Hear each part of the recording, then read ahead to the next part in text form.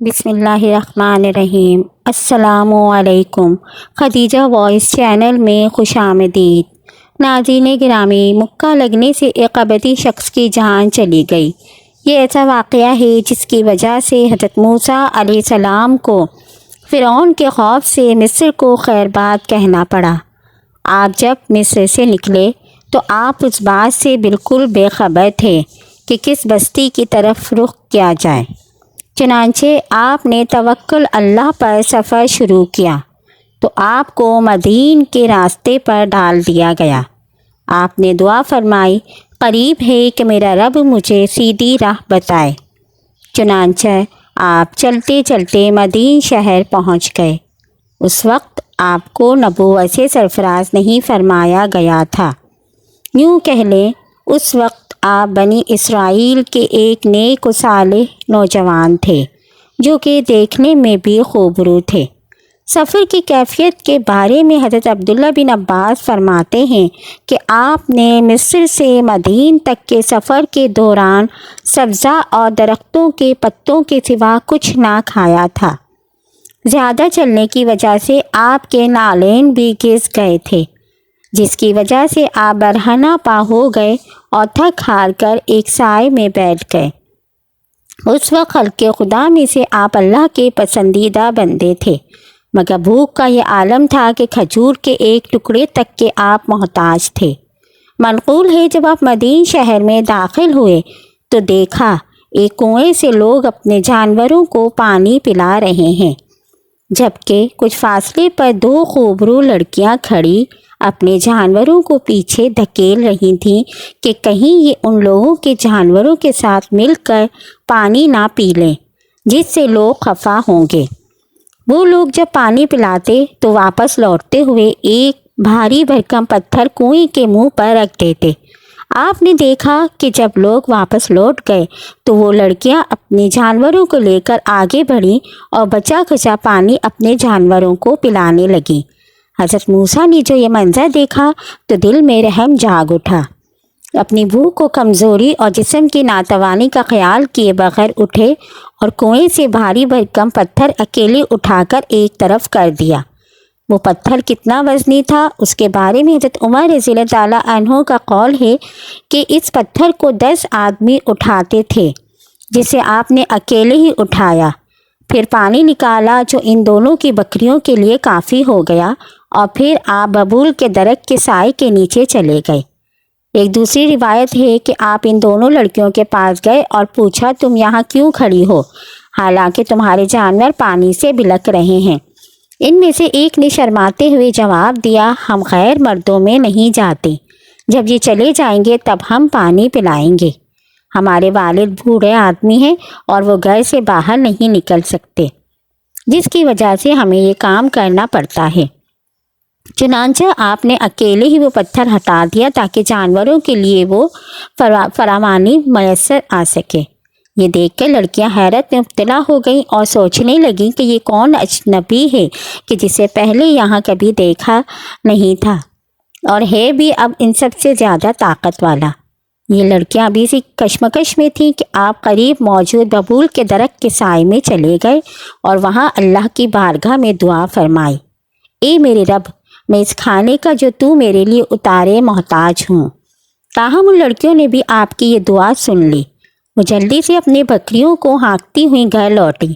والد نے جب دیکھ کر دونوں بیٹیاں خلاف معمول جلدی گھر لوٹ آئی ہیں تو پوچھا کہ کیا معاملہ ہے کہ آج خلاف معمول جلدی واپس لوٹ آئی ہیں؟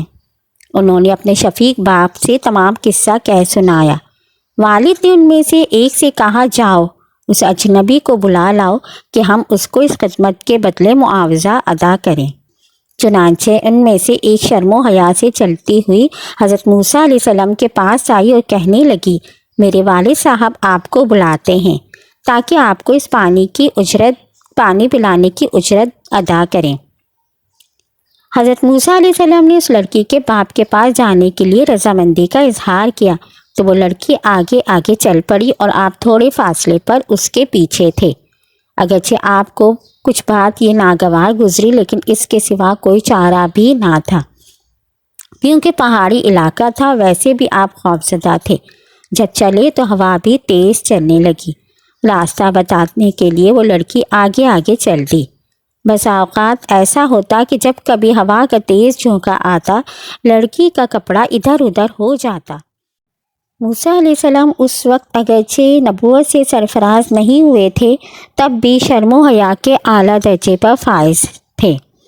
جیسے ہی ہوا تیز ہوتی، آپ اپنا منہ کپڑے سے ڈھانپ لیتے تاکہ لڑکی پر نظر نہ پڑے۔ بالآخر رہا نہ گیا، لڑکی کو آواز دے کر روک لیا۔ کہنے لگے اے اللہ کی بندی، مجھے آگے چلنے دے اور تو مجھے راستہ بتاتی چل۔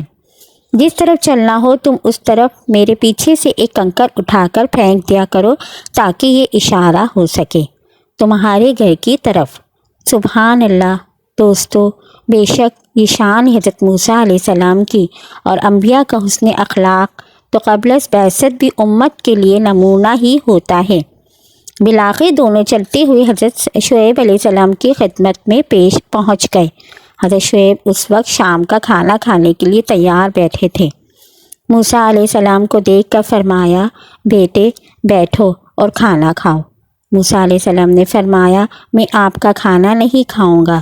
شعیب علیہ السلام نے فرمایا، آپ بھوکے تو ہیں ہی، تو پھر کھاتے کیوں نہیں؟